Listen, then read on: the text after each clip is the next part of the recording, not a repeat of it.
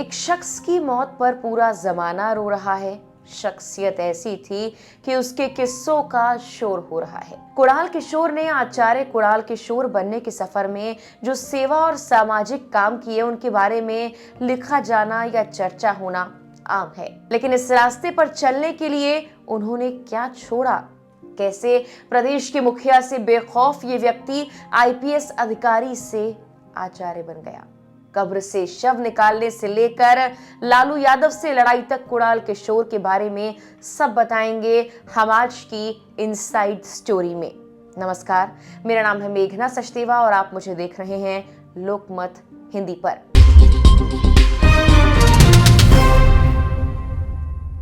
कुणाल किशोर के निधन को एक अध्याय का अंत कहा जा रहा है। इस अध्याय की शुरुआत कहां से हुई, उस पर बात करने से पहले इसी अध्याय के कुछ अहम पन्नों या कहें चर्चित पन्नों पर नजर डालते हैं, जिनमें से एक बिहार के पूर्व सीएम लालू यादव से भी जुड़ा है। बात है 1983 की, जब किशोर कुणाल पटना के एसएसपी थे।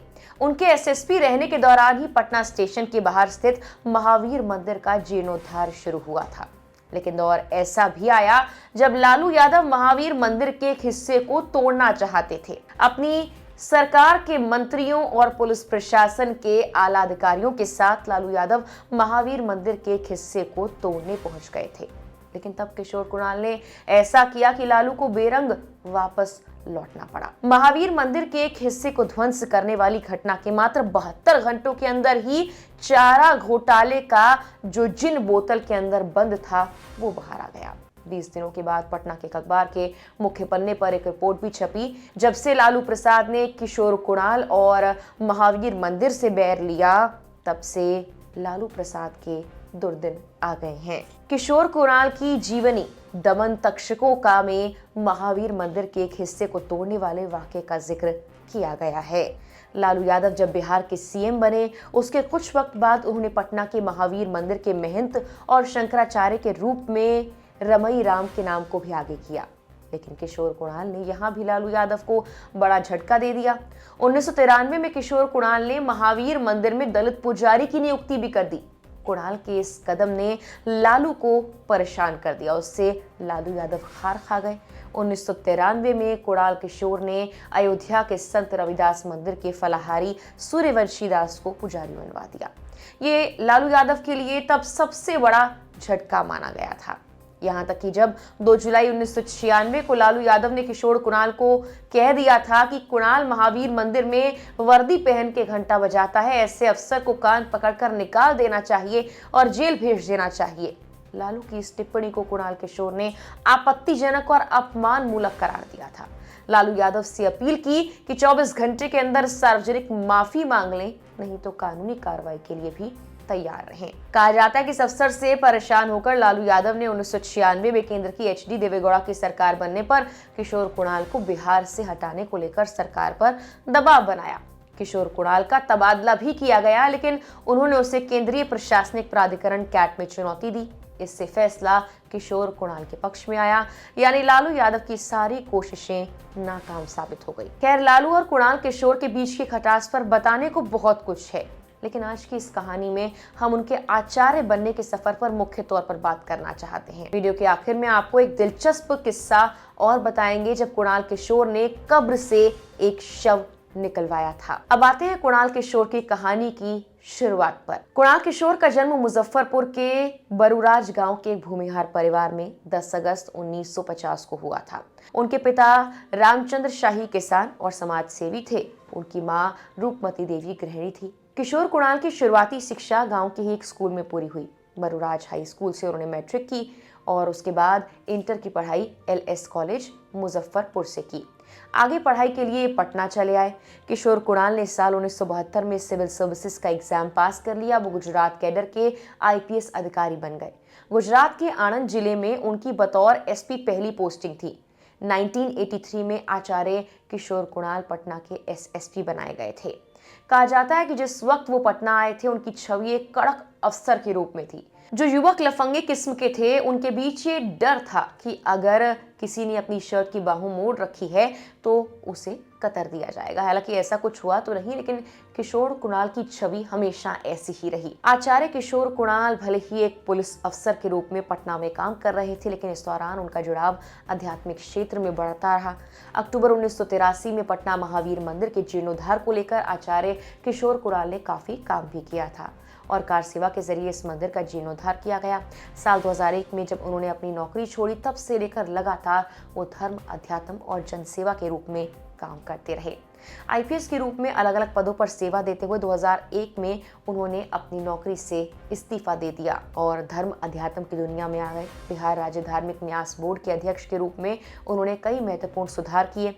राज्य भर के प्रमुख मंदिरों को धार्मिक न्यास से जोड़ने में उन्होंने अहम भूमिका अदा की। दलित समाज के साधुओं को मंदिरों का पुजारी बनाने में उनकी भूमिका को कभी भुलाया नहीं जा सकता। अयोध्या राम जन्मभूमि विवाद के निपटारे में भी उन्होंने भूमिका अदा की। बीपी सिंह सरकार द्वारा स्थापित अयोध्या सेल में अफसर ऑन स्पेशल ड्यूटी उन्हें बनाया गया। आचार्य किशोर कुणाल ने पटना में महावीर आरोग्य संस्थान, महावीर कैंसर संस्थान, महावीर वात्सल्य अस्पताल, महावीर हार्ट अस्पताल, महावीर नेत्रालय, महावीर वरिष्ठ नागरिक अस्पताल, महावीर भीकमदास नेत्रालय और विशाल नाथ अस्पताल हाजीपुर का भी निर्माण करवाया। इसके अलावा अयोध्या में राम रसोई में हर दिन श्रद्धालुओं की भोजन की व्यवस्था भी की जाती रही, जो उनके नेतृत्व में हुई। बिहार के सबसे बड़े राम मंदिर के निर्माण कार्य का भी बीड़ा आचार्य किशोर कुणाल ने ही उठाया था। बिहार के चर्चित बॉबी हत्याकांड का किस्सा भी आपको जरूर सुनना चाहिए, जब कुणाल किशोर ने कब्र से शव निकाला था। 80 के दशक में किशोर कुणाल पटना के एसपी बने और उस दौरान बिहार का सबसे चर्चित बॉबी हत्याकांड हुआ, जिसमें सबूत थे, सुराग भी था, लेकिन दोषी कोई नहीं। किशोर कुणाल ने अपनी किताब दमन तक्षकों में इस वारदात का भी जिक्र किया है।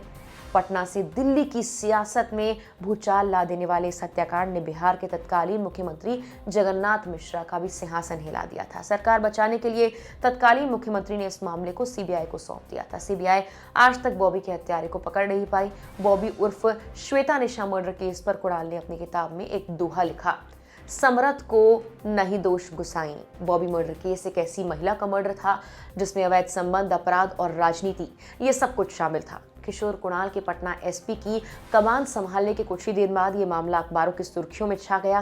किशोर कुणाल ने इन्हीं अखबारों की खबर को आधार बनाया और एक यूडी केस दर्ज किया। इसके बाद फौरन ही बॉबी की लाश को कब्रिस्तान से निकाला गया, फिर पोस्टमार्टम कराया गया। उस वक्त किसी ने सोचा भी नहीं था कि इन्वेस्टिगेशन इतनी तेजी के साथ हो सकती है, लेकिन किशोर कुणाल ने न केवल तेजी के साथ अनुसंधान किया, बल्कि कातिल के काफी करीब पहुंच गए थे। बॉबी मर्डर केस के रिकॉर्ड के अनुसार अदालत को दिए बयान में बॉबी की कथित मां ने बताया था कि बॉबी को कब और किसने जहर दिया था। कुणाल की इन्वेस्टिगेशन में ये बात साफ हो गई कि श्वेता निशा उर्फ बॉबी की मौत हादसा या सुसाइड नहीं बल्कि हत्या थी।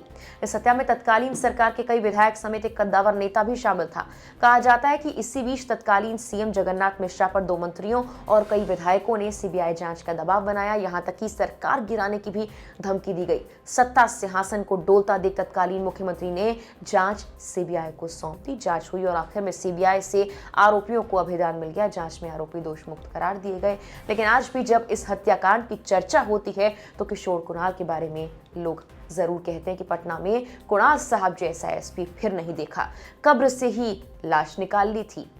जाते जाते आपको ये भी बता दें कि कुणाल किशोर के बेटे सायन कुणाल की शादी 2022 में हुई थी और वो भी काफी चर्चा में रही थी। जातियों की जकड़ में उलझे बिहार में ये शादी काफी सुर्खियों में रही। मंत्री अशोक चौधरी की बेटी और चर्चित आईपीएस रहे किशोर कुणाल के बेटे की शादी के लिए खुद नीतीश कुमार आशीर्वाद देने पहुंचे थे, क्योंकि ये शादी दलित सवर्ण समाज के नए रिश्ते का उदाहरण पेश कर रही थी, इसीलिए इसकी काफी चर्चा थी।